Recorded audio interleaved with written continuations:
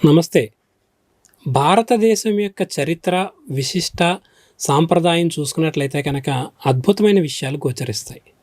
సనాతన ధర్మం అనేటువంటిది ఒకటి జీవనాడిలాగా భారతదేశాన్ని ముందుకు నడిపిస్తుంది. అయితే ఈ సనాతన ధర్మం అంటే ఏంటి? అలాగే ఈ ధర్మాన్ని పాటిస్తూను మన దేశానికి, మన ప్రజలకి ఎన్నో బోధలు చేసినటువంటి గొప్ప గొప్ప మహానుభావులు ఎవరు అటువంటి విషయాల్ని మనం మాట్లాడుకుందాం. స్వామి స్మరణానందగిరి మహారాజ్ తోటి.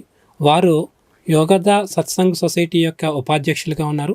స్వామి నమస్కారం అండి. నమస్కారం స్వామి, మీ సొసైటీ గురించి కానీ మీ గురించి కానీ తెలుసుకునేటువంటి ఒకసారి అనుకున్నా కూడా వెంటనే గుర్తొచ్చేది ఏంటంటే కనుక ఒక యోగి ఆత్మకథ.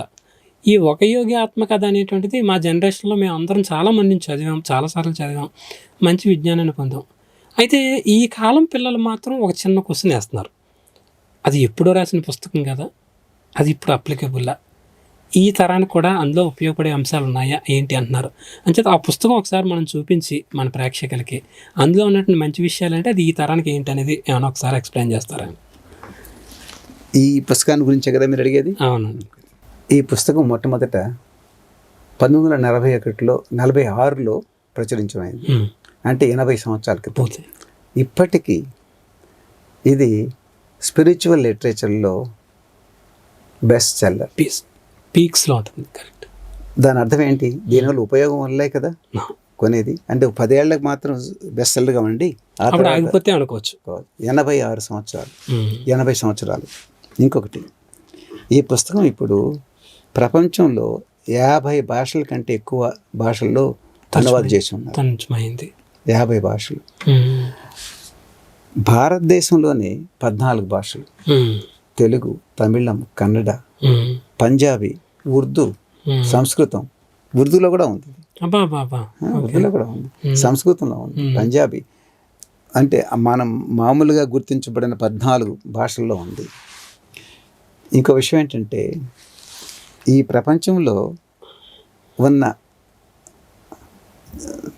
జనాభాలో 90% కంటే ఎక్కువ మంది ఈ పుస్తకాన్ని తమ మాతృభాషలోనే చదవగలరు.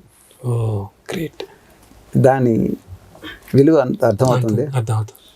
అంటే ఈ 50 భాషలు 1946లో రాలేదు, ఇప్పుడు వస్తున్న ఒకదాంతరం 4 ఏళ్ల క్రితం కూడా ఒక భాష వచ్చింది. అలా అంటే దీని విలువ అలాగ పరంపరగా కొనసాగుతుంది. ఒక కాలానికి వర్తిస్తుంది అనేది కాదు అన్నమాట. ఇది ఎటర్నల్, శాశ్వతంగా ఉంటుంది అన్నమాట. దాని లోపల వచ్చిన ఇన్ఫర్మేషన్ కూడా అలాగే ఉంటుంది, అన్ని తరాలకి ఉపయోగపడేది. అదనమాట సనాతన ధర్మం అంటున్నారే, దాని గురించి కూడా. ఇప్పుడు అసలు ఈ సనాతన ధర్మం గురించి డిస్కషన్ బాగా జరుగుతుందండి. సనాతన ధర్మం అంటే ఏంటి, అసలు సనాతన ధర్మం మన భారతదేశాన్ని నడిపిస్తుందా, ఎలాంటిది, దీనివల్ల మనకు జరిగే మార్గదర్శనం అంటారు. దీన్ని ఎలా చూడొచ్చు అంటారు? సనాతన ధర్మం అంటే ప్రాచీన విజ్ఞానం. ఓకే, దాంట్లో రకరకాలు ఉన్నాయి, చాలా డెప్త్గా వెళ్ళచ్చు. కానీ ఒక ఉదాహరణ ఇస్తాను. ఈ కాలం పిల్లలకి అర్థమయ్యేలాగా చెప్తాను. సనాతన ధర్మం వల్ల, మన ప్రాచీన భారతీయ సంస్కృతి వల్ల వచ్చే ప్రయోజనాల్లో ఒక చిన్నది ఉదాహరణ ఇస్తాను. మనందరికీ మన మైండ్ కంట్రోల్లో ఉండాలని కోరుకుంటాం, అంతే కదా. నా మైండ్ మీద నా కంట్రోల్ ఉండాలా, అదుపు ఉంటే బాగుంటుంది నా మనసు పైన అని అనుకుంటాం. కానీ నా మనసుని నేను కంట్రోల్ చేసే కొంది అది వెళ్ళిపోతుంది. మనసు కంట్రోల్ చేయడం చాలా కష్టం అనేది అందరూ ఒప్పుకుంటారు స్వానుభవంగా. మన ప్రాచీన ఋషులు, వాళ్ళు నిజమైన ఆధ్యాత్మిక శాస్త్రవేత్తలు. Our ancient rishis are real spiritual scientist. వాళ్ళు సైంటిస్టులు, ఆధ్యాత్మిక. ఎవరు మన ఋషులు? సైంటిస్టులు అంటారా? Okay.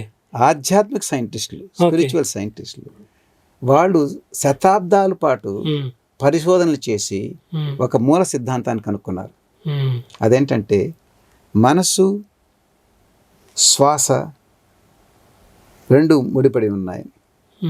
They found one fundamental truth after experimenting over centuries, that mind and breath are interrelated. మనం మైండ్ని, మనసును డైరెక్ట్గా కంట్రోల్ చేయలేకపోవచ్చు, కానీ శ్వాస ద్వారా మైండ్ కంట్రోల్ చేయొచ్చు. వాళ్ళు అది చెప్పడమే కాదు, ఆ శ్వాస పద్ధతులను కూడా ఇచ్చారు. అబ్బా. ఏదైతే చేస్తే మైండ్ కంట్రోల్లోకి వస్తుంది. ఈ శ్వాస పద్ధతులే ప్రాణాయామ పద్ధతులు, ప్రాణాయామ ప్రక్రియలు. ఓకే. ప్రాణాయామ పద్ధతులు ఇచ్చింది ఎవరు?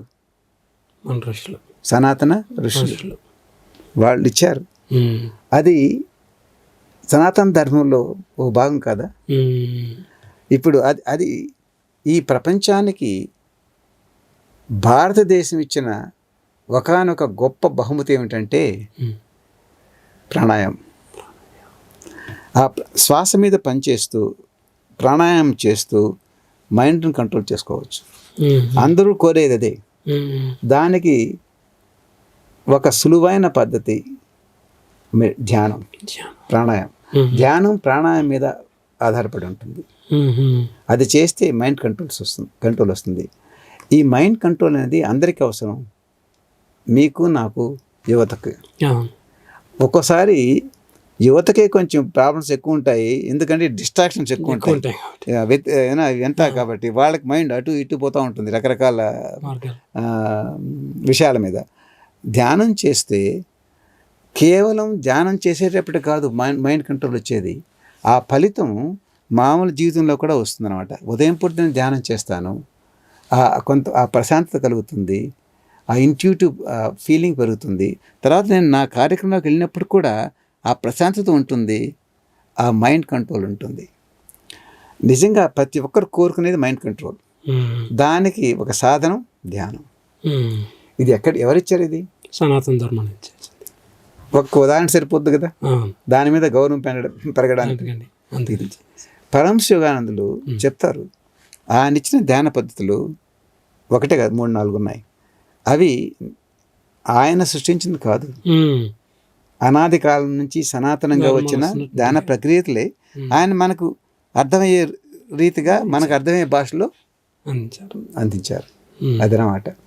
అసలు ఈ పరమహంస యోగానందుల గురించి కూడా తెలుసుకోవాల్సిన అవసరం ఉందండి ఈ కాలం పిల్లలు. ఈ పరమహంస యోగానందులు ఎవరు, వారు చెప్పినటువంటి మార్గం అనేటువంటిది, వారు చెప్పినటువంటి విధానాలు, వారు చెప్పినటువంటి స్పీచెస్ అనేటువంటివి మరి అప్పటి కాలానికి పనికొస్తాయి, ఇప్పటికీ కూడా పనికొస్తాయా? వారి యొక్క తత్వాన్ని ఎలా దర్శించాలంటారు? సులభం. ఈ పరమహంస యోగానందులు తన బోధనల్ని ఒక పాఠమాలగా రూపొందించారు. ఓకే. యోగ సత్సంగ పాఠమాల, ఇవన్నీ పాఠాలు ఉన్నాయి. ఈ పాఠాలలో ఆయన చెప్పిన ధ్యాన ప్రక్రియలు ఉన్నాయి. అంతేకాదు జీవితంలో కావాల్సిన మిగతా విషయాలు కూడా ఉన్నాయి. ఇప్పుడు ఇది ఉంది, హంస ధ్యాన ప్రక్రియ, ఏకాగ్రతకు సంబంధించిన యోగ శాస్త్రం. ఏకాగ్రతను సైంటిఫిక్గా ఒక శాస్త్రంగా ఎలా మనం పెంచుకోవచ్చు అనే దాన్ని అన్నమాట. అది ఇచ్చారు. మరొక పాఠం ఉంది, జ్ఞాపక శక్తి ఎలా పెంచుకోవాలి. దానికి కూడా ఒకటి. అది 80 ఏళ్ల క్రితం ఉపయోగపడింది, ఇప్పుడు ఉపయోగపడదా? ఉపయోగపడుతుంది ఖచ్చితంగా. ఇచ్ఛాశక్తిని ఏ విధంగా వృద్ధి చేసుకోవచ్చు, will power, we want to have will power కదా, ఏ విధంగా వృద్ధి చేసుకోవచ్చు ఒక పాఠం ఉంది. అది ప్రస్తుత వాళ్ళకి ఉపయోగపడుతుందంటారా? ఆరోగ్య సూత్రాలు, ఆహార నియమాలు, ఇతరులతో ఎలా మెలగాలి, అది ఇప్పుడు ఉపయోగపడుతుంది ఖచ్చితంగా, అవసరం కూడా. ఆయన రాసింది 80 ఏళ్ల క్రితం రాసి ఉండొచ్చు, అది ఇప్పుడు కూడా ఉపయోగపడుతుంది. ఇలాంటి విషయాలు రాశారు. ఈ విషయాన్ని తెలుసుకోవడానికి ఈ పుస్తకాలు చదివితే, ఈ పాఠమాల చదివితే అర్థమవుతుంది అనమాట. ఒకటి ఇది, ఒక యోగి ఆత్మకథ, అందరికీ తెలుసు ఈ విషయం. దాని తర్వాత ఈ విషయం కూడా తెలుసుకోవాలి, తన బోధనలను ఒక పాఠమాలగా చేశారు. ఈ పాఠాలు ఇలా రకరకాల మనకు మామూలుగా జీవితంలో కావాల్సిన విషయాలన్నీ ఉన్నాయి. సభా పెరుగు ఏ విధంగా చేయించాలి ఒక పాఠం ఉంది, అది చాలా అవసరం కూడా, అందరికీ అవసరం కదా. సభా పెరుగుతాను, స్టేజ్ ఫ్రైట్, దాని గురించి ఎంత అవసరమో అని ఊహించి అయినా 80 సంవత్సరాల కింద రాశారు, ఇప్పుడు కాదు. 100 సంవత్సరాల కింద రాశారు, ఇప్పుడు కాదు. అలాంటి మీరు చెప్పండి, పిల్లల్ని ఎలా పెంచాలి అదని కూడా రాసింది. హౌ టు రైజ్ చిల్డ్రన్ అది కూడా ఉంది. వృత్తిలో ఏ విధంగా రాణించాలి ఒక పాఠం ఉంది. అయితే ఇప్పుడు ఒక మాట అండి, మీరన్న ఒక మంచి పాయింట్ మీద తీశారనమాట. పిల్లల్ని ఎలా పెంచడం అనేటువంటిది ఒక పెద్ద పజిల్ అయిపోయిందండి పేరెంట్స్కి. ఎందుకంటే మరి ఓల్డెన్ డేస్లో మరి ఎలా పెంచారో 5, 6 సరే తీసుకుని వెళ్ళిపోయారు. కానీ ఇప్పుడున్న సొసైటీలో ఒకరు లేక ఇద్దరు మాత్రమే పిల్లలు ఉంటున్నారు. కానీ వాళ్ళని పెంచడం విషయంలో తల్లిదండ్రులు చాలా సతమతం అవుతున్నారు. మీకు ఉన్నటువంటి, మీరు అద్భుతంగా అనేక దేశాలు చూసి వచ్చారు, మన సొసైటీని చూశారు, అలాగే చక్కటి ఆధ్యాత్మిక ధ్యాన ప్రక్రియ ద్వారా మనసును దర్శించినటువంటి వ్యక్తులు కాబట్టి మీరు ఎటువంటి మార్గాన్ని సజెస్ట్ చేస్తారండి? ఎలా అంటారు? అది 1-2 మాటలు చెప్పేది కాదు. పరమశివానంద చెప్పిన ఆ ప్రక్రియ ఎక్స్ప్లెయిన్ చేయండి. అది ఉన్నాయి. ఇప్పుడు తల్లిదండ్రులు వాళ్ళని చూసి వీళ్ళు నేర్చుకుంటారు. ముఖ్యంగా చిన్న వయసులో తల్లిదండ్రులు ఇలా ఎందుకు చేసేవాళ్ళు ఎప్పుడు ప్రశ్నించరు. ఇదే ఇలా చేయాలి కావాలన్న ఆ గౌరవం ఉంటుంది, ప్రేమ కూడా ఉంటుంది. కాబట్టి మొదట తల్లిదండ్రులు ప్రతిరోజు కొంత సమయం ధ్యానానికి కేటాయిస్తే అలవాటు పిల్లలు ఒకటి వస్తుంది. పిల్లలు కూడా చూసి నేర్చుకుంటారు. ఇంకోటి ఉంది, ఒక నానుడి, the family that praise together stays together. అంటే ఏ కుటుంబంలో అయితే కలిసి ప్రార్థన చేస్తారో అది కూడా కలిసి ఉంటుంది, ఐకమత్యం ఉంటుంది అని దాని అర్థం, సామరస్యం ఉంటుంది. ప్రే అంటే అది బాగానే ఉంది, కానీ మనకు జస్ట్ వెళ్ళేసి ఏదో ప్రార్థన చేయడం కాదు. Family that meditates together, that bond is much deeper. అప్పుడు తల్లిదండ్రులు చెప్పినది కూడా వీళ్ళకి ఆ సామరస్యం ఉంటుంది, వీళ్ళకి అర్థమవుతుంది. కాబట్టి కొంతవరకు తల్లిదండ్రులకి క్రమశిక్షణ అవసరం. అప్పుడు పిల్లల్ని కూడా క్రమశిక్షణలో పెంచగలరు. కాబట్టి ఎలా పెంచాలంటే వాళ్ళకి కావాల్సిన విషయాలు చెప్పాల్సిన రీతిలో చెప్పవలసిన సమయంలో చెప్పాలి. లేకపోతే ఆ మాన్సూన్ మిస్ అవుతాం, ఆ వర్షాకాలం మిస్ అయిపోతాం. ఆ వర్షాకాలంలో మనం బీజాలు నాటాల్సింది. కాబట్టి అది బాధ్యత అండి, అది కేవలం మామూలు పని కాదు. తల్లిదండ్రుల బాధ్యత వాళ్ళకి సరైన సమయంలో సరైన బీజాలు నాటడం. అది ఇప్పుడు గణిత శాస్త్రం చాలా అవసరం, రసాయనిక శాస్త్రం అవసరం, ఫిజిక్స్, మ్యాథమెటిక్స్, హిస్టరీ అన్నీ చదువుకోవాలి. ఇవన్నీ పాఠాలలో నేర్పుతున్నారు. వాళ్ళు నేర్చుకోకపోతే పాస్ కారు, కాబట్టి అది ఆటోమేటిక్ చేస్తారు. కానీ తల్లిదండ్రుల దృష్టి వీటికంటే ముఖ్యంగా ఆధ్యాత్మికంగా పిల్లలు ఏ విధంగా ఎదగలరు, ఆ బీజాలు నాటాల్సిన బాధ్యత ఉందన్నమాట. అది అలా ఆ విషయం అర్థమైతే అన్నీ బాగానే ఉంటాయండి. ఇప్పుడు ఇలాంటి పాఠాలు ఉన్నాయి కదండి, దీంట్లో కూడా ఉన్నాయి, తెలుసుకోవచ్చు. ఏ విధంగా మన పిల్లల్ని, ఏ విధంగా వాళ్ళకి భక్తి గీతాలు ఉన్నాయి.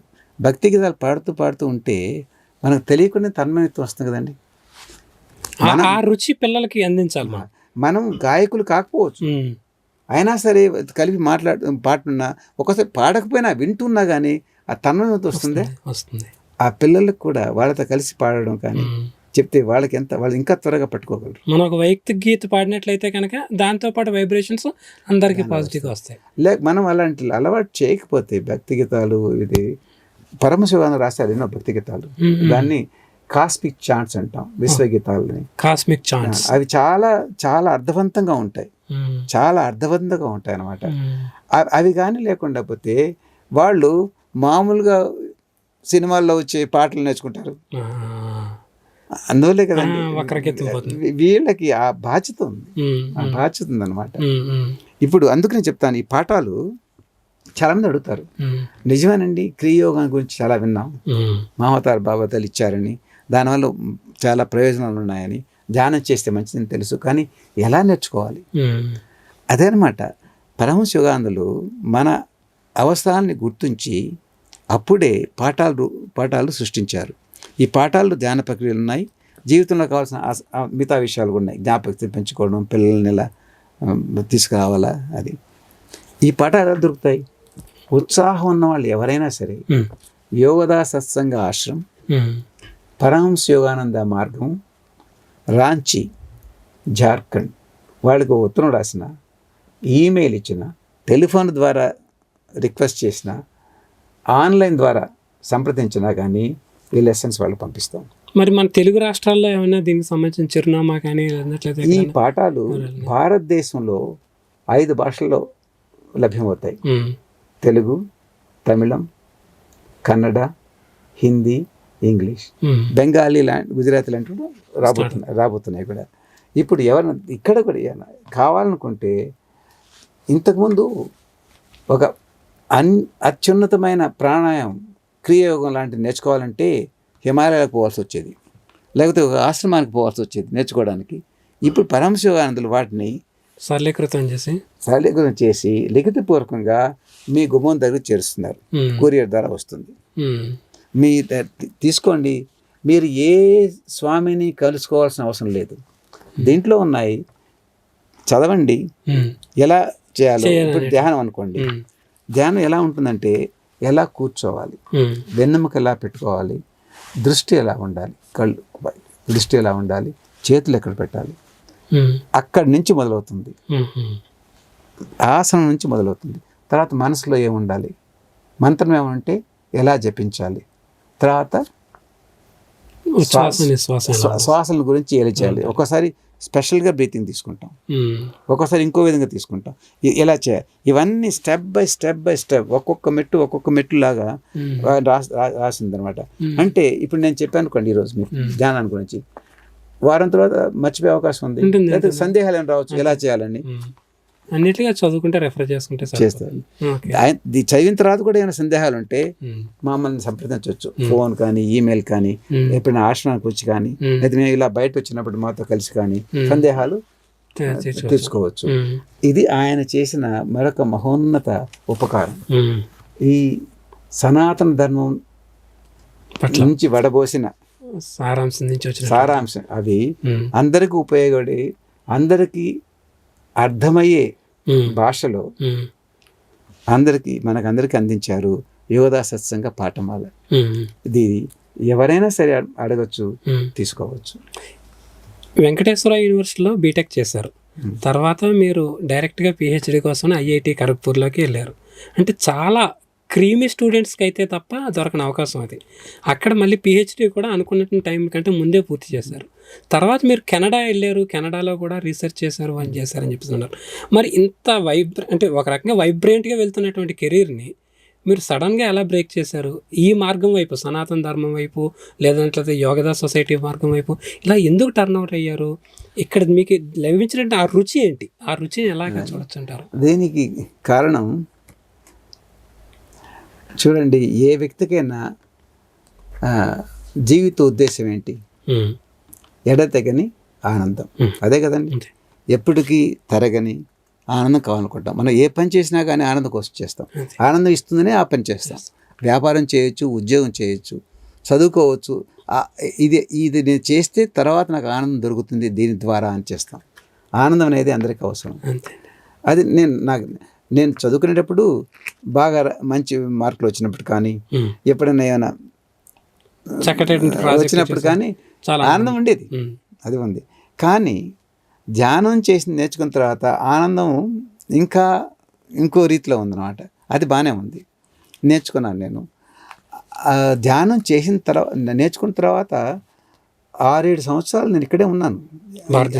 అంటే ఇక్కడ అంటే సమాజంలో ఉన్నాను. ఆశ్రమానికి వెళ్ళలేదు సన్యాసిగా, ఇక్కడే ఉన్నాను. 6-7 సంవత్సరాలు ధ్యానం చేస్తున్నాను. నా వృత్తి రీత్యా కానీ, కుటుంబ రీత్యా కానీ నా బాధ్యతలను ఎప్పుడూ నేను నెగ్లెక్ట్ చేయలేదు. ఎప్పుడు నెగ్లెక్ట్. అవంతా వృత్తిలో కూడా బాగా రాణించాను. చదువులోనే కాదు, ఉద్యోగంలో కూడా బాగా, కెనడా చేసినప్పుడు కానీ, ఇక్కడ చేసినప్పుడు బాగుండేది. భగవత్ కృప బాగా జరిగింది. మంచి ఫలితాలు వచ్చాయి. ఆనందంగానే ఉన్నాను. అట్లా కంటిన్యూ చేసి ఉండొచ్చు కూడా. కానీ అప్పుడు అర్థమైంది, నేను ఇంత సంతోషంగా ఉన్నాను, కంగారు అనేది లేదు, నేను నా పనులు చేసుకుంటున్నాను, అంత సామరస్యంగా ఉంది. ఎందుకు అంటే మామూలు వృత్తితో పాటు, మామూలు కార్యక్రమాలతో పాటు కొంత సమయాన్ని నేను కేటాయించాను. నేను ఎలా కేటాయించాను?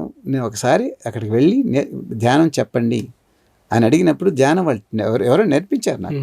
నాతో స్వతహాగా నాకు రాలేదు, ఎక్కడో అక్కడ ఇంటర్నెట్లో తీసుకుంది కాదు. నేను నేర్చుకున్నాను. అంటే ఎవరో నాకు చెప్పారు కాబట్టి, ఆశ్రమం ఉంది కాబట్టి, యోగ సత్సంగ ఆశ్రమం ద్వారా. ఆశ్రమం అంటే ఏంటి? చెట్లు, పచ్చిక, బిల్డింగ్స్, పూలేనా? ఆశ్రమం అంటే ఆశ్రమ వాసులు. చాలా ముఖ్యం. చాలా ఆశ్రమ వాసులు వాళ్ళు నాకు చేశారు. నేర్పించారు కాబట్టి. అప్పుడు అనిపించింది నాకు కూడా దీంట్లో ఇంత సంతృప్తి అనేది ఉంది, ఇన్నర్ ఫుల్ఫిల్మెంట్ ఉంది, ఆనందం ఉంది. ఇంకొక విషయం ఏంటంటే సైంటిఫిక్ మైండ్ కదండి అది. మీరు ఎదిగినటువంటి క్రమం అంతా కూడా మరి అదే కదా, అదే కదా, ఇంజనీరింగ్, రీసెర్చ్, పిహెచ్డి. అంటే ఇప్పుడు ఏదో నమ్మకం మీద తీసుకునేది కాదు, గుడ్డి నమ్మకం మీద తీసుకునేది కదా, కొంచెం రుజువు కావాలి. అది న్యాచురల్, అది ఉండేది. అప్పుడు అర్థమైంది ఈ విధంగా చేస్తే ఇలా అవుతుంది. కాబట్టి నాకు ఎంతోమంది అక్కడ ఉన్నారు కాబట్టి వాళ్ళ ద్వారా నాకు సాయం అందింది. మేబీ మిగతా వాళ్ళకు కూడా, నేను కూడా అక్కడ జాయిన్ అయ్యి మిగతా వాళ్ళు కూడా ఇంత పంచుకోవచ్చు, వాళ్ళతో పంచుకునే అవకాశం ఉంటుంది అన్న ఆలోచన వచ్చింది. అంతేగాని ఈ ఆనందాన్ని ఇంకా మరికొంతమందికి పంచడానికి ఒక టూల్ అవ్వాలి, ధ్యాన పద్ధతులు పంచుకోవడానికి అవకాశం ఉంది అనే ఉద్దేశంతో వచ్చింది. అప్పుడు వచ్చింది. అంతేకాని విసిగిపోయి కానీ, ప్రపంచంలో ఓడిపోయి కానీ, లేకపోతే దుఃఖం ఎక్కువైపోయి కానీ ఆ ఉద్దేశంతో రాలేదు. ఒక్కోసారి అలా కూడా అనిపిస్తుంది ఒకరికి, వదిలేస్తే పోలేదా, ఎందుకు ఇవంతా ఈ బాధ. అలా కాదు, ఇక్కడ ఆనందంగా ఉన్నాను, విజయంగా అంతా అన్ని రకాల విజయం దొరికింది, భగవంతుడు ఇచ్చారు నాకు, అంత బాగుంది. ఇంకోటి ఏంటంటే వాళ్ళ వల్ల నాకు మంచి కలిగింది, నేను వాళ్ళలో ఉండి మరొకరు మంచి చేస్తాను, మంచి చేయగలను.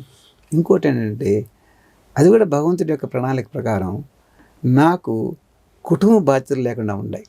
అంటే ఇప్పుడు ఇంట్లో ఒకడే కొడుకున్నాను అనుకోండి, ఆయన తల్లిదండ్రులు చూసుకోవాల్సింది, కుటుంబం చూసుకోవాల్సిన బాధ్యత ఆయన మీద ఉంటుంది. ఆయన వెళ్ళాడు, ఉద్యోగం వదిలేసి, ధనార్జన వదిలేసి వెళ్ళాడు, ఆయన బాధ్యత అది. నాకు అలాంటి లేదు. ఇంట్లో నేను ఒకడే కొడుకుని కాదు, పెద్ద కొడుకుని కాదు, చిన్న కొడుకుని కాదు, అలా అంటే నేను లేకపోయినా కుటుంబం నడుస్తుంది, ఏ సమస్య లేకుండా. ఆ పరిస్థితి కూడా ఉంది నాకు. అంటే no one is dependent on me financially, emotionally or otherwise. ఎవరు నా మీద ఆధారపడి ఉండలేదు. అప్పటికి వివాహం కాలేదు కాబట్టి ఎవరు నా మీద ఆధారపడిన వాళ్ళు లేరు. కాబట్టి అవకాశం ఉంది అని మిగతా వాళ్ళతో పంచుకోవాలని వెళ్ళాను. అది. అయితే ఇక్కడ ఇంకొక విషయం అండి, ముఖం చూసినట్లయితే ఒక చక్కటి వర్చస్సు, ప్రశాంతత, తాత్వికత వంటివి మీలో గోచరిస్తున్నాయి అన్నమాట. అంటే ఈ రకమైనటువంటి మార్గంలో వెళ్ళినట్లయితే కనుక అంతటి ప్రశాంతతని దాన్ని కూడా పొందవచ్చా? పొందాలంటే కనుక ఏ రకంగా సాధన చేసుకోవాలంటారు? ఒక విషయం చెప్పనా, భగవంతుడికి పక్షపాతం లేదు. మీరు ఒప్పుకుంటారా విషయం? భగవంతుడికి పక్షపాతం లేదు. ఆయనకి ఈయనంటే నాకు ఎక్కువ ఇష్టం, ఈయనంటే నాకు అయిష్టం అని లేదు. నాకు ఏం స్పెషాలిటీ లేదు. కాకపోతే ఏదో పుణ్యం వలన ఎలాగా అంటే ఆ వయసులో మాన్సూన్ అంటే ఆ వర్షాకాలంలో ఆ బీజం పడింది. అంటే ధ్యానం మొదలెట్టాను. నేను ధ్యానం వెళ్ళేటప్పుడు 27 ఏళ్ళు, 25 సంవత్సరాలు, 21 సంవత్సరాలు ఉన్నాను. అదే 40 సంవత్సరాలు నేను ధ్యానం మొదలెట్టాను అనుకోండి, అప్పుడు సన్యాసం అనేది నాకు సాధ్యం కాదు. అంటే ఏదో బాధ్యతలు ఉంటాయి కాబట్టి అదైనా పర్లేదు, తప్పేం లేదు. కాకపోతే ఆ సమయం రైట్ టైంలో అలా వచ్చింది. అది ఎనివే నాకు అవకాశాలు కుదిరాయి. నా తెలివితేటల మీద కాదు నేను చెప్పేది, అవకాశాలు అలా ఉన్నాయి, పరిస్థితులు అలా ఉన్నాయి. ఇప్పుడు ఖరగ్పూర్లో నేను ఉన్నప్పుడు నేను ఈ పుస్తకం చూడలేదు, పుస్తకాల ద్వారా నేను రాలేదు. ఖరగ్పూర్లో హాస్టల్ మేట్స్ ఉంటారు కదా, వాళ్ళంతా ఐఐటి హాస్టల్లో, మా హాస్టల్లో వాళ్ళు PG students, research scholars, MTech చదివేవాళ్ళు, పిహెచ్డీ చేసేవాళ్ళు. మేము మంగళవారం సాయంకాలం ఓ గంట సేపు కలిసి ఒక 7-8 మంది 10 మంది అలా కలిసి భగవద్గీత చదువుకోవడం, దాని తర్వాత కొన్ని భక్తి గీతాలు పాడడం అలా మొదలెట్టారు. అది జరుగుతుంది, సత్సంగం. అది మొదలెట్టి ఒకతను నన్ను పిలిచారు, నువ్వు జాయిన్ అవుతావా ఇక్కడ? మేము ఊరికే అన్నాడు ఆయన, నాకు బాగా పరిచయం కాదు. అప్పుడు నేను చూద్దాం అని ఏమీ ఆలోచించకుండా అక్కడ పోయి చూసినప్పుడు వింటా ఉన్నప్పుడు దాంట్లో ఇద్దరు డివైన్ లైఫ్ సొసైటీ ఫాలో అయ్యారు, స్వామి చిదానంద గారి దివ్య జీవన సమాజం. ఒక అతను చిన్మయ మిషన్ ఫాలో అయ్యాయన, గొందువలై మహారాజుని గురించి ఇద్దరు ఉన్నారు. ఇద్దరు యువత సత్సంగ సభ్యులు, వాళ్ళు అంతకుముందే దీని ఉన్న ఇద్దరు. అట్లా రకరకాల నేను వెళ్ళి చూశాను. చూస్తూ అప్పుడు కొంచెం కుతూహలం పెరిగింది. అప్పుడు ధ్యానం అంటే ఏంటి అని తెలిసింది. అప్పుడు ఖరగ్పూర్ దగ్గరే కలకత్తాలో ఒక ఆశ్రమం ఉంది, రాంచీలో ఒక ఆశ్రమం ఉంది, అవి రెండు దగ్గరే. నేను అక్కడికి వెళ్ళి ఈ ధ్యాన పద్ధతులు నేర్చుకున్నాను. అంతటినీ కూడా ఎలా అయింది. ఎవరైనా ధ్యానం మొదలెడితే ఇలాంటి ఫలితాలు అందరికీ వస్తాయండి. నాకు స్పెషాలిటీ ఏమీ లేదు. అంతటి వర్చస్సు, అంతటి ప్రశాంతత, ఆధ్యాత్మిక అంతా వస్తుంది అంటారు. తప్పకుండా. ఓకే, మరి ఈ యోగదా సత్సంగ్ సొసైటీ యొక్క సేవలు ఏంటి? అలాగేనేమో 2 రాష్ట్రాల్లోని కాకుండా మిగిలిన చోట్ల కూడా ఎక్కడైనా ఎటువంటి సేవలు అందిస్తుంది? దీని కార్యకలాపాలు ఏంటి? దీన్ని ఎట్లాగా అనుసరించవచ్చు అంటారండి? మా మొట్టమొదటి ధ్యేయం, మా మొట్టమొదటి కార్యక్రమం ఏంటంటే మానవ జాతికి నిర్దిష్టమైన శాస్త్రీయమైన ధ్యాన పద్ధతులు నేర్పించి ప్రతి వ్యక్తి తనలో ఉన్న ఆ దివ్యత్వాన్ని చవిచూచడం. అది మా మొట్టమొదటి ధ్యేయం.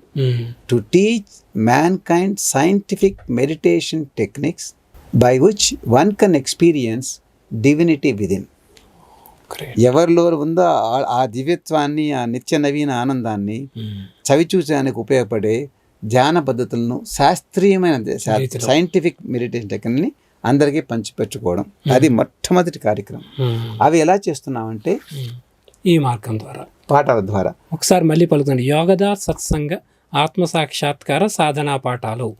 యోగదా సత్సంగ ఆత్మ సాక్షాత్కార సాధనా పాఠాలు. ఇంటర్నెట్లోకి వెళ్ళి మనం ఈ టైటిల్స్ తోటి కొట్టినట్లయితే కనుక మనకి దీనికి సంబంధించినటువంటి కొంత మార్గం దొరుకుతుంది. దాని తర్వాత ఈ చారిటబుల్ యాక్టివిటీస్ అవి కూడా ఉన్నాయండి. మా ఆశ్రమం ఎన్నో హాస్పిటల్ రన్ చేస్తుంది, ఎన్నో పాఠశాలని, కాలేజీలను కూడా రన్ చేస్తుంది. ఇవన్నీ ముఖ్యంగా పేదవాళ్లకు, మా స్కూల్స్ లాంటి పేదవాళ్ళకి ముఖ్యంగా ఉంటాయి, వాళ్ళకి ఉపయోగపడే ఎన్నో స్కూల్స్, హాస్పిటల్స్ రన్ చేస్తున్నాం మనం. అవి ఉన్నాయి, అన్ని చోట్ల ఉన్నాయి. అది ఇంకొకటి ఏంటంటే ఇప్పుడు వ్యక్తిగతంగా ఇంట్లో ధ్యానం చేసుకోవచ్చు, కానీ అప్పుడప్పుడు సామూహిక ధ్యానం చేస్తే ఆ ఇన్స్పిరేషన్ వేరేగా ఉంటుంది, ఆ ఉత్తేజం వేరేగా ఉంటుంది, ఆ స్ఫూర్తి వేరేగా ఉంటుంది. దానికోసం భారతదేశంలోనే 200 పైగా ధ్యాన కేంద్రాలు ఉన్నాయి. ధ్యాన కేంద్రాలు, మెడిటేషన్ సెంటర్స్, యోగదా సత్సంగ ధ్యాన కేంద్రం మన 2 తెలుగు రాష్ట్రాల్లో కూడా ఉన్నాయి కదా. చాలా, 2 తెలుగు రాష్ట్రాల్లో కనీసం 40 ఉండొచ్చు. 40 ఉన్నాయి. అంటే కేవలం హైదరాబాదు, విజయవాడ, వరంగల్, విశాఖపట్నమే కాదు, చిన్న ప్లేస్ లాంటి ఖమ్మం, అక్కడ కూడా ఉన్నాయి. న్యూజివాడ్, ఎర్రంపేట, పేరు కూడా ఉండదు, తోకాడ, చిన్న గ్రామం ఉంది, అక్కడ ఎక్కడ అలాంటి ధ్యాన కేంద్రాలు మొదలెట్టాం. అక్కడ ఆ స్థానిక భక్తులు, యోగదా భక్తులు కలిసి వారానికి ఒకసారి సామూహికంగా ధ్యానం కలిసి చేస్తారు. ఇప్పుడు సామూహికంగా ధ్యానం చేసినప్పుడు ఆ ఉత్తేజం వేరే ఉంటుంది, ఆ స్ఫూర్తి ఉంటుంది అనమాట. అది కూడా మా కార్యక్రమం. అట్లా గ్రూప్ మెడిటేషన్స్ అనువయ్యేట్టుగా ఈ యోగదా సత్సంగ ధ్యాన కేంద్రాలని నడపడం, అదొక మా ఇది. తర్వాత ప్రకృతి వైఫల్యాలు వస్తుంటాయి, అగ్ని ప్రమాదాలు కావచ్చు, వరద కావచ్చు, వాళ్ళకి సాయం చేయడం, అది కూడా చేస్తుంటాం. దాని తర్వాత పరమహంస యోగానందుల బోధనల్ని పుస్తకాల రూపంలోనూ, పాఠం రూపంలో అందరికీ అందించేటట్లుగా చేస్తాం. అన్ని భాషల్లోనూ, దేశంలో ఉన్న అన్ని భాషల్లోనూ ఉన్నాయి. ఇవి మా కార్యక్రమాలు. ఓకే అండి. ఇట్లా దారండి. ఫైనల్గా ఇప్పుడు ఉన్నటువంటి ఈ ఒత్తిళ్ళు లేనట్లయితే పరుగులెడుతున్నటువంటి ప్రపంచంలో ఉన్నటువంటి వాళ్ళందరూ కూడా ఒక ప్రశాంత మార్గాన్ని వెళ్ళాలి అన్నట్లయితే కనుక సులభంగా తేలిగ్గా ఉన్నటువంటి మార్గాన్ని ఒకసారి చెప్తే మనం ముగిద్దామండి. అదే చెప్పాను కదండి, ప్రతి ఒక్కరూ ధ్యానం చేయగలరు. ఆ ధ్యానం నేర్చుకొని, కాకపోతే అలా తప్పక ఇక్కడక్కడ ఏదో ఇంటర్నెట్ చూసి నేర్చుకోకుండా ఒక డెఫినెట్ సైంటిఫిక్ టెక్నిక్స్ నేర్చుకోవాలి ఇదన్నమాట. ఆ విధంగా దానికి యోగదా సత్సంగ్ సొసైటీ ముందుకు వస్తుంది. మీ ధ్యాన పద్ధతులు నేర్చుకోండి, మీ జీవితంలో కొంత సమయాన్ని వెచ్చించండి, తప్పకుండా ప్రశాంతత కలుగుతుంది. గురుదేవులు చెప్తారు, I will be calmly active and actively calm, a prince of peace sitting on the throne of poise and direct in the kingdom of activities. ధ్యానం చేస్తే ఎలా ఉంటుంది? Calmly active and actively calm. ప్రతి ఒక్కరు అంటే యాక్టివ్గా ఉంటాను మీద ఉన్నట్టుగా, కానీ కామ్లీ యాక్టివ్ అంటే నేను చేసే పనులన్నీ ప్రశాంతత అనే ప్లాట్ఫామ్ మీద సింహాసనం మీద కూర్చొని నా కార్యక్రమాలను నేను నిర్వర్తిస్తాను. ఆ తర్వాత యాక్టివ్లీ కామ్. ఇప్పుడు నిద్రలో మనం కామ్గా ఉంటాం, కానీ అది యాక్టివిటీ లేదు, ప్యాసివ్లీ కామ్. అదేవిధంగా కామ్నెస్ ఉంటుంది, కానీ మనసు మాత్రం బాగా పనిచేయగలదు. అలాగే మీరు రీసెర్చ్ చేయగలిగింది, అంతే కదండి, త్వరగా చేయగలిగింది. ఎందుకంటే ఆ కామ్నెస్ ఉండేది, calmly active and actively calm. అది ప్రతి ఒక్కరికి అది అందుబాటులో ఉంది. ఈ అందుబాటులోకి ఇది ఎవరు తీసుకొచ్చారంటే మహావతార్ బాబాజీ. క్రియోగం అనేది అత్యున్నతమైన ప్రాణాయామ టెక్నిక్. అది అనాది కాలం నుంచి వస్తుంది. ఎంత అనాది అంటే శ్రీకృష్ణ భగవానులు ఇది అర్జునుడికి ఇచ్చారు. ఆ తర్వాత పతంజలికి తెలిసింది. మనకి భగవానుడైన శ్రీకృష్ణుడు వారు అర్జునుడికి ఇచ్చినటువంటి మార్గమే ఈ మార్గం, ఇలా తీసుకుని వచ్చినట్లయితే. అయితే దాన్ని సరళంగా మన ఈ సొసైటీకి అనుగుణంగా మనం దీన్ని ఇలాగే పెట్టుకున్నాం. అది ఎంత గ్రేట్. అది అంధకార యుగంలో మానవులు ఇలాంటి ఉన్నతమైన ప్రాణాయామాన్ని అర్థం చేసుకోలేక, గ్రహించే శక్తి లేక, తెలుసుకునే తెలివితేటలు లేక, ఉత్సాహం లేక అది మరుగుపడిపోయింది. అది 1861లో 19వ శతాబ్దంలో మహావతార్ బాబాజీ, ఆయన ఇంకా సజీవులే, ఇప్పుడు ఉన్నారు ఎన్నో శతాబ్దాలుగా, ఆయన దాన్ని వెలుగులోకి తీసుకొచ్చారు. లహిరి మహాశయులు ఆయన బెనారస్లో ఉంటారు. ఆయన గృహస్థుడు, జీవితం అంతా గృహస్థుడుగానే ఉన్నారు. ఆయనకు అందించారు. ఆయన గృహస్థుడుగా ఉంటూ మిలిటరీ ఇంజనీరింగ్ సర్వీస్లో అకౌంటెంట్గా పనిచేస్తూ ఆయన దీన్ని ఎంతోమందికి ఆయన అందించారు. ఆయన శిష్యుల్లో అగ్రగణ్యుడు యుక్తేశ్వర స్వామి యుక్తేశ్వర్జీ. ఆయన కలకత్తాలోని సెరంపూర్ దగ్గర ఉండేవారు. ఆయన శిష్యులు యోగానందులు. ఈ విధంగా మన గురు పరంపర యోగానందుల తర్వాత ఆయన బోధనలే మా గురువులు, ఇవే గురువులు, అదనమాట. ఇది గురు పరంపర కృష్ణ భగవాన్ దగ్గర నుంచి వచ్చిన ఆ త్రియోగమే ఇప్పుడు మన అందరికి అందుబాటులో ఉంది. ఇది యువతకి ఉపయోగిస్తుంది, అందరికీ ఉపయోగిస్తుంది. ముఖ్యంగా యువతకి, ఎందుకంటే వాళ్ళు ఆ సీజన్లో ఉన్నారు, మాన్సూన్ సీజన్లో. అంటే ఆ వర్షాకాలంలో ఉన్నారు, ఎక్కడైతే బీజాలు నాటితే వెంటనే మంచి పంట వస్తుంది అనేటువంటి. భారతదేశం లాంటి యువత అత్యధికంగా ఉన్నటువంటి సమాజంలో వారికి కావాల్సినటువంటి మార్గాన్ని మనం అందించాలి. దాన్ని శ్రీకృష్ణ భగవానుడు అర్జునుడికి అందించారు.